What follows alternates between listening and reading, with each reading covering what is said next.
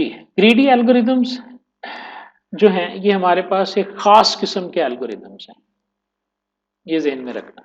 ऐसे एल्गोरिदम्स जिसके अंदर हम जो है ना कुछ चीज़ों का फैसला लालच की बुनियाद पर करते हैं, जो ग्रीडीनेस नहीं जो होती, ऑप्टिमाइजेशन प्रॉब्लम्स के अंदर ये जो है ना वो फॉल करते हैं। An optimization problem in is one in which you want to find not just a solution but the best solution. ये लाइन जो है ना इस कोर्स के पूरे मकसद को बयान करती है और हमारे इसको पढ़ने का मकसद भी बयान करती है। कहता है कि मसला ये नहीं है कि कोई प्रॉब्लम कैसे सॉल्व होती है, सॉल्यूशन तलाश करना ये हमारा ऑब्जेक्टिव नहीं है, बेहतरीन सॉल्यूशन तलाश करना ये हमारा ऑब्जेक्टिव है। बेहतरीन क्या? जो एफिशिएंट है। एफिशिएंट कंप्यूटर साइंस में कौन सा है? वो नहीं जो जल्दी काम करता है। एफिशिएंसी में दो चीजों को आपको मद्देनजर रखना पड़ता है, इन terms of time and memory. In terms of time and memory. एक सोल्यूशन है, वो सोल्यूशन तो 5 सेकंड में हो सकता है, लेकिन उस सोल्यूशन को सॉल्व करने के लिए 10 GB की रैम चाहिए। वो तो सोल्यूशन फिजिबल ही नहीं है, इनफिजिबल सोल्यूशन हो गया ना। वो किसी काम को करने के लिए आप कहो जी मैं इसको 10 सेकंड में कर सकता हूं, लेकिन मुझे 15,000 का सामान दो। उन जो बंदा सोल्यूशन करवाने आया है वो कहता है मेरे पास तो इतने पैसे ही कोई नहीं है, तो वो करवाएगा आपसे? उसके लिए ये सोल्यूशन फिजिबल है। तो feasible in terms of two. Computer में जो हम किसी सोल्यूशन के ऑप्टिमल होने को टेस्ट करते हैं, जो एनालिसिस करते हैं किसी एल्गोरिदम का, इन 2 पैरामीटर्स करते हैं, in terms of its execution time and in terms of memory it is required to solve that problem. और आपको पता है जब भी कोई प्रॉब्लम सॉल्व की जाती है उसके लिए मेमोरी चाहिए होती है। रैम में आना है, प्रोग्राम में कहाँ आके लोड होना है? रैम में। RAM is a limited device है, 4 GB 6 GB है। तो अगर उसको रैम ही इतनी चाहिए, हम अक्सर नहीं पढ़ते, आप पढ़ते नहीं कि ये विंडो इतने GB रैम पे आपने करनी है, इससे काम नहीं करनी। वो क्या होता है? मैंने विंडो 10 पसंद है लेकिन मेरे को रैम 1 GB इंस्टॉल ही नहीं होनी, जो मर्जी कर लो। तो ये दो चीजों की रिक्वायरमेंट के हिसाब से। तो search techniques look at possible solution. जैसे वो कहता है कि सर्च के बहुत सारे सोल्यूशन है, मसलन डायनामिक प्रोग्रामिंग एक तरीकाकार है, एक बैक ट्रैक सर्च है, इसी तरह एक ग्रीडी एल्गोरिदम भी है, sometimes works well for the optimization problem. ये ना डोमेन है, यानी एल्गोरिदम्स की अलग-अलग ना नस्लें हैं कह लें आप। ठीक है, इसमें एक डायनामिक प्रोग्रामिंग है, एक ये एक पूरा जो है ना वो एक अलहदा सी एक नस्ल है जिसका नाम है ग्रीडी एल्गोरिदम। ग्रीडी एल्गोरिदम में भी आप सर्टिंग के, सर्चिंग के और इन्हीं एल्गोरिदम्स को ही आप हैंडल करेंगे। लेकिन ऐसे एल्गोरिदम्स देखो, you take the best you can get right now without regard the future consequences. You hope, यहाँ पे लफ्ज होप है, एस्टिमेट नहीं है, कैलकुलेट नहीं है। तो समझ आ रही है? इसीलिए इसको ग्रीडी कहा जाता है। आपने समझा कि यार ये तरीका बहुत बेस्ट हो सकता है by choosing a local optimal H each step. यानी आप सोल्यूशन करते जा रहे हैं, हर सोल्यूशन में आपके सामने मल्टीपल आते हैं, आप उसमें से किसी एक को पिक करते हो ऑन द होप कि it will be the best. ठीक है, अगर वो बेस्ट निकला तो इसका मतलब है आपका लालच आपके काम आ गया, क्योंकि आप तो ऑप्टिमम फाइंड कर। ये भी हो सकता है कि आपने जिस चीज को पिक किया वो सॉल्यूशन सही नहीं था, आपका सॉल्यूशन और लंबा हो गया। तो ग्रीडी एल्गोरिदम डजंट मीन कि ग्रीडी अप्रोच जो होती है ये हर दफा सक्सेसफुल या ऑप्टिमल सॉल्यूशन की तरफ ही लेके जाती है, लेकिन ये वर्क करती है मोस्ट ऑफ द टाइम, ये काम करती है मोस्ट ऑफ द टाइम। ठीक है, फॉर सम प्रॉब्लम्स, ये नीचे उसने लिख दिया, for some problems greedy algorithm always gets optimal. समझ आ रही बेटा? ऑप्टिमम लफ्ज की समझ आ गई ना sir? The best in terms of space and speed. ठीक है ना? तो ग्रीडी में बहुत सारी सिचुएशंस में ग्रीडी वाली जो ये हमारी ट्रिक है ना ये काम करती है। For others greedy finds good, कुछ के लिए ये गुड है, बट नॉट ऑलवेज बेस्ट। ये नहीं है कि सबके लिए ये बेहतरीन होगा। If so it is called greedy heuristic और अप्रोक्सीमेशन। अगर वो बेस्ट नहीं रहा तो उसका मतलब है फिल्म इसे कहेंगे कि ये हमारा एक हेरिस्टिक बन गया। कैसे हेरिस्टिक या प्रॉक्स, यानी ये तो पता लग गया ना कि अगर ये करेंगे ना तो ये नहीं चलेगा। इतना तो पता चल गया ना, हर बुरा तजर्बा सिखा के तो जाता है ना कि नेक्स्ट टाइम नहीं ये करना। ठीक है ना? इसीलिए कहते हैं कि कामयाबी किया एक जीना कैसे कर पढ़िया तो बड़ी बारी है ना, उसका जीना पता कैसे है कि अब ये पता चल गया कि ये काम नहीं दोबारा कर, अब ये करेंगे तो हम नाकाम होंगे। ठीक है ना, एक बुरा तजर्बा भी आपको ये सिखा के जाता है कि दोबारा ये काम नहीं करना। तो इसी तरह ये for still other greedy approach can do very poorly. कुछ लोग तो कहते हैं कि ये बहुत ही बुरी अप्रोच है, लेकिन इसको यूज किया जाता है। ठीक है जी, एग्जाम्पल इसमें दी गई है काउंटिंग मनी की। Suppose you want to count a certain amount of money using the fewest possible bills, note आपके पास हैं and coins. A greedy algorithm to do this at each step take the largest possible note और coin that does not overshoot. ये बहुत मशहूर मिसाल है, बहुत ही मशहूर एग्जाम्पल है। जब हमने पढ़ा था ना आज से 20 साल पहले, उस वक्त भी यही मिसाल हमें दी गई, लेकिन हमें बताया नहीं गया था कि ये करनी क्यों। आपने भी की है लेकिन आपको पता नहीं कि आपने क्या किया हो। मिसाल क्या है जी, कहता है जी कि आपके पास आपने जो है ना वो रकम लेनी है, कोई मतलब 10,000 रुपया आपने इकट्ठा करना है, कोशिश करनी है कम से कम नोट आप लो। तो 10,000 तो 2 5 5 हजार नोट से भी हो जाता है। ठीक है, 10,000 जो है वो 1 5 और 5 हजार के नोट से भी हो सकता है। लेकिन आपके पास नोट, अब एटीएम मशीन के अंदर ये चल रहा होता है काउंटिंग मनी का एल्गोरिथम। जब आप पैसे निकलवाने जाते हो ना, तो जितनी अमाउंट आप डालते हो ना, तो वो ये डिसाइड करता है कि मेरे पास 5,000 वाले नोट भी पड़े हैं, 1,000 वाले भी पड़े हैं, 500 वाले भी पड़े हैं, तो मैं कितने कौन सा कम्बिनेशन उठा के इसको दूं। ठीक है, 25 है तो वो 5 5 5 वाले निकाल के भी आपको दे सकता है उसके पास। ठीक है ना, ये उसकी प्रॉब्लम है। अब तो 500 पे बात आ गई ना, पहले तो सैकड़ों में भी निकलते थे, 50 वाले नोट भी निकलते थे ना पहले तो। पहले जो एटीएम होती थी उसको तो सारे कैलकुलेट करने पड़ते थे। बंदा कहता है 9,750 रुपए चाहिए, तो उसने 1,000 वाले 9 नोट उठाने। अगर 1,000 वाले उसके पास 8 पड़े हुए हैं तो 2 वो कौन से उठाएगा, 500 वाले उठाएगा। फिर उसने 700 बनाने के लिए 500 वाला एक उठाना।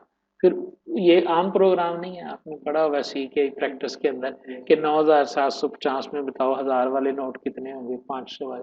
ये आम प्रोग्राम है, लेकिन बेसिकली ये ओल्ड एटीएम मशीन का प्रोग्राम, उसमें वो काउंटिंग मनी करता है। अब वो कहता है इसके ऊपर ग्रीडी अप्रोच लगाओ। आपसे कोई कहता है यार कम से कम नोट कितने होंगे, तो आपको ये केड़ा कम है, जेडे बड़े नोट हैं पहले ऐसे होते तो पूरा कर लेंगे। हमने लालच ये किया कि हम बड़े नोट से शुरू करेंगे, ग्रीडी अप्रोच है ना, तो हो जाएगा पूरा। ग्रीडी बड़े नोट हमेशा लार्जेस्ट अमाउंट पिक करेंगे with less number of notes. Number of notes कम होंगे, अमाउंट आपकी ज्यादा होगी, लेकिन ये हर सूरत में ये ठीक नहीं होगा। ठीक है ना, ये सिर्फ ये जो ट्रिक लगाई ना आपने इसके अंदर कि आप शुरू ही बड़े से करो।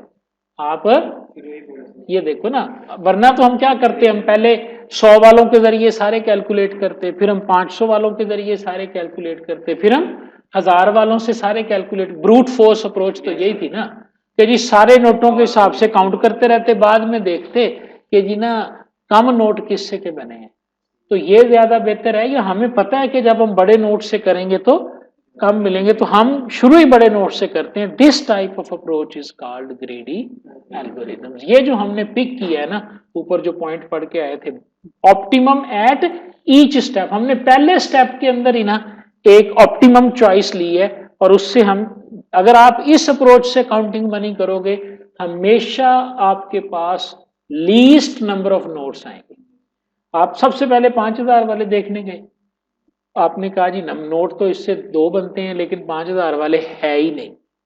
ठीक है, तो फिर आप किधर जाओगे, आप 5 से छोटे वाले पे जाओगे, 1,000 वाले पे जाओगे। अब जब आप बड़े से स्मॉल की तरफ आओगे तो बताओ, हमेशा थोड़े नोट्स आपके इसी तरह बनेंगे ना।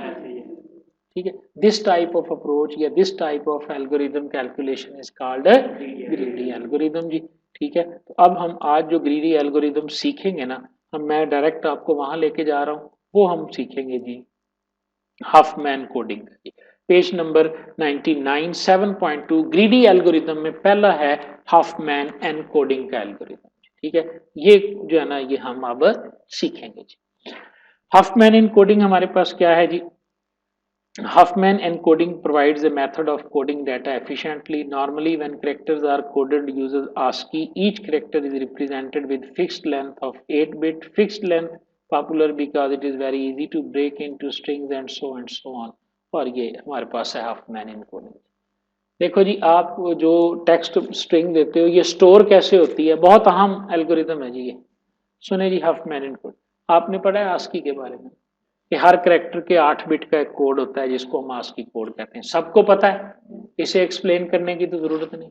अगर आप 5 कैरेक्टर स्टोर करना चाहते हैं तो कितनी बिट्स जाके स्टोर होंगी, 1 के 8, 1 के 8, 5 8 40 बिट्स में जाके डाटा आपका स्टोर हो जाएगा। सिंपल है जी। हाफमैन कोडिंग जो है ये 40 की बजाय हो सकता है 3 बिट्स के अंदर सारा डाटा स्टोर कर। ये हाफमैन कोडिंग जो है ये कंप्रेशन, डाटा कंप्रेशन की एक स्कीम है। समझ आ रही है? अगर किसी में हौसला हुआ, दलेरी हुई तो इसका कोड लिख के देखना, मिल जाता है नेट से। आप इसके जरिए आसानी के जरिए जो है ना वो कोड को चेंज कर सकते हैं। इसका तरीकाकार क्या है जरा देख लो यार, समझ आ जाएगी, खोल लो। अच्छा ठीक है, फिर ठीक है। इसका तरीकाकार क्या है जी, दो है। एक है फिक्स्ड लेंथ, आस्की जो है ये फिक्स्ड लेंथ कोडिंग स्कीम है कि हर करेक्टर के लिए 8, ठीक है। अगर फिक्स्ड लेंथ रखेंगे फिर तो कोई फायदा नहीं होना। इसमें हम यूज करते हैं वेरिएबल लेंथ बिट रिप्रेजेंटेशन। किस बुनियाद पे करते हैं, पेज नंबर 100 पे देखें जी। हम करेक्टर लेते हैं, उसकी फ्रीक्वेंसी लेते हैं, उसकी प्रोबेबिलिटी बनाते हैं और उसके बाद हम उसको कोड जो है ना वो अलॉट करते हैं, ठीक है। 3 चीजों पे ये काम करता है। कौन कौन सी, करेक्टर, फ्रीक्वेंसी और फर्ज करें आप एक मैसेज स्टोर करना चाहते हैं जिसके अंदर 4 करेक्टर यूज हो रहे हैं, ए बी सी डी, ठीक है।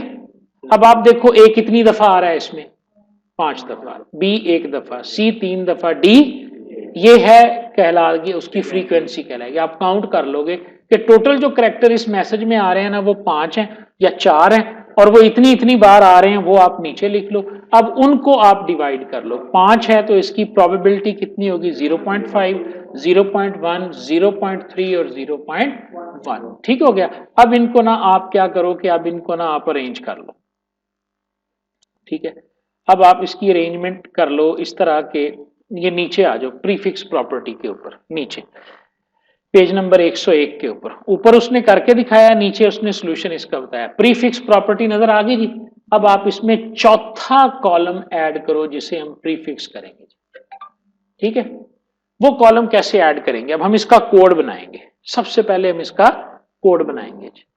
और कोड में कौन सी होगा, the code word assign to character by Huffman algorithm have the property is called prefix. Prefix यानी ये कोड स्टार्ट कहां से होगा।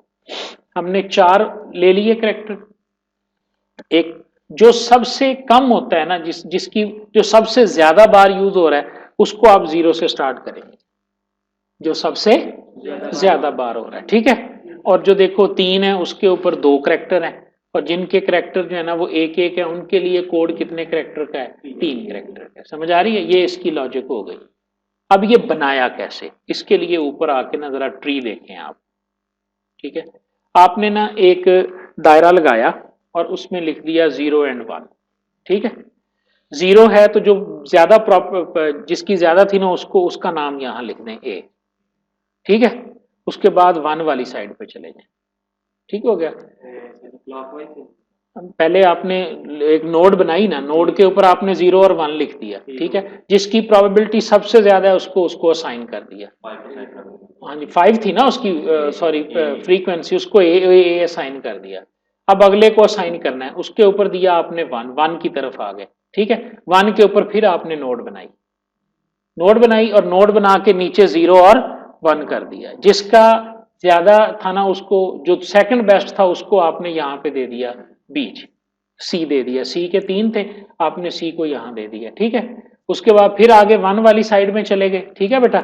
वहां जाके फिर एक नोड बनाई और उसे जाके आपने 0 और 1 कर दिया। अब यहां पे लकीली चूंकि दोनों का 1 है, दोनों की जो फ्रीक्वेंसी है वो 1 और 1 है। अगर ज्यादा वाला होता तो हम उसे 0 वाली साइड पे लिखते, कम वाले को 1 वाली साइड पे लिखते, ठीक है। हमने 0 वाली साइड पे बी को लिख दिया अल्फाबेटिकली, ठीक है। बी अल्फाबेटिकली बी पहले आता है ना, है तो दोनों की 1, तो हमने उसको इधर लिख दिया, डी को उधर लिख दिया, लिख दिया। अब ये कोड बना लो कैसे बन गया। ए का कोड है 0, बी का कोड है 1 0, सी का है 1 0 और बी का क्या है 1 1 0 और डी का क्या बन गया 1 1 1। समझ आ गई बात। लो जी, इसको आपने नीचे जाके उसी टेबल के अंदर नीचे ऐड कर दिया, ये बन गए उनके प्रीफिक्स। ये उनके क्या बन गए? लो जी, अब इसका मतलब है 0 लिखा होगा तो इसका मतलब ए है, और अगर 1 1 0 लिखा होगा तो इसका मतलब है सी है, बी है, और अगर 1 0 लिखा होगा तो इसका मतलब क्या है? यानी करेक्टर वही है, लेकिन जो कोड हम उनको असाइन कर रहे हैं वो फिक्स्ड लेंथ नहीं रहे बल्कि वेरिएबल लेंथ हो गए। समझ आ गई? अब इससे हमारा जो है ना वो काम आसान हो गया। आगे आ जाओ नीचे। अब जो पूरा मैसेज था वो पूरा मैसेज लिख दो, A B A C D A सी सी सी, ये पूरा मैसेज था। वो समझ आ रही है ना? जिस मैसेज को आप स्टोर करना चाहते थे ये पूरा मैसेज था। हर मैसेज के नीचे उसका कोड लिख दो, ए के नीचे 0, बी के नीचे लिख दिया, और इन टोटल को कैलकुलेट करो तो कितना बना जी ये। अब हम इसको कैलकुलेट कर रहे हैं, ठीक है। ये टोटल बिट्स बनाओ पहले, तो यहीं से आपको क्लियर हो जाएगा। टोटल बिट्स बनाओ, 3 और 1 4, 4 यानी मैं जमा कर रहा हूं, 1 और 3 4 और 1 5 2 7 3 10 11 12 और 14 15 17 बिट्स के अंदर आपका ये पूरा टेक्स्ट मैसेज स्टोर हो जाएगा। अगर हम इसको आस्की में करते तो 1 2 3 4 5 6 7 8 9 10, 10 मल्टीप्लाई बाय 8, 80 बिट्स चाहिए थी, लेकिन हाफमैन कोडिंग की मदद से ये सिर्फ 17 बिट्स के अंदर जाके आपका स्टोर हो गया। दिस इज जस्ट, अब मैं इसके नीचे वाली लाइन पढ़ रहा हूं, this is just a 7 bits a significant saving, ठीक है। For our string of n character, जितने भी आपके करेक्टर होंगे, अल्फाबेट होंगे जो इन 4 से बने होंगे, उसका फार्मूला यही रहेगा, n इंटू 0.51 हो जाएगा, यानी जितनी दफा भी a आएगा उसको आप 0.5 से मल्टीप्लाई कर दोगे, जितनी दफा भी b होगा उसके लिए 3 बिटें। ये जो अगला 1 नहीं मैंने लिखा हुआ, 0.5 क्या है? कितनी दफा ए आएगा, ये उसकी फ्रीक्वेंसी होगी, और उसके लिए कितना कोड चाहिए? 1 बिट। अच्छा, उसके बाद जो दूसरा है वो बी जो है वो 0.1 टाइम आएगा, और उसके लिए बिट्स कितनी चाहिए? 3। सी जो है ये 0.3% आएगा, और इसके लिए बिट्स चाहिए 2, और इसी तरह डी है, उसके लिए कितनी चाहिए? 3। ये जो आखिर वाला 3 है ये नंबर ऑफ बिट्स हैं, और पहले वाली उसकी फ्रीक्वेंसी है। तो एक जनरल फार्मूला बन गया, इसको जमा करके 1.7, यानी इन 4 कैरेक्टर्स की बुनियाद पे जितनी लंबी आप स्ट्रिंग डालेंगे वो 1.7 n बिट्स के अंदर स्टोर हो जाएगी। और यहाँ पे हमें देख लो कि कितनी सारी बचत हुई है, ठीक है। ये नीचे जी इसका फार्मूला लिखा गया बीटी वाला, ये आपने एज इट इज रट्टा लगा लेना है जी। इसका n p of x mean probability of x, और dt ऑफ x से मुराद क्या है? कितनी बिट्स चाहिए एक को, क्योंकि ये डिफरेंट हो सकती हैं। अगर नंबर ऑफ कैरेक्टर बढ़ते जाएंगे तो बिट्स भी बढ़ती जाएंगी। हो सकता है 4 बिट का कोड जनरेट हो जाए, हो सकता है 5 बिट का कोड जनरेट हो जाए। समझ आ रही है ना? अभी तो कैरेक्टर ही 4 थे तो 3 बिट वाला कोड बना ना मैक्सिमम। अगर 5 होते, 6 होते, यानी ये example A B C D E तक होती तो जाहिर है वो बिट्स की तादाद भी बढ़ जानी थी। लेकिन ओवरऑल ये ज़हन में रखें, ओवरऑल जितनी भी तादाद बढ़ती, हफमैन एनकोडिंग जो है ये वेरिएबल करने से और ये टेक्निक लगाने से आप अपनी जो कोडिंग स्कीम है उसको बेहतर कर सकते हैं। यहाँ तक समझ आएगी? ये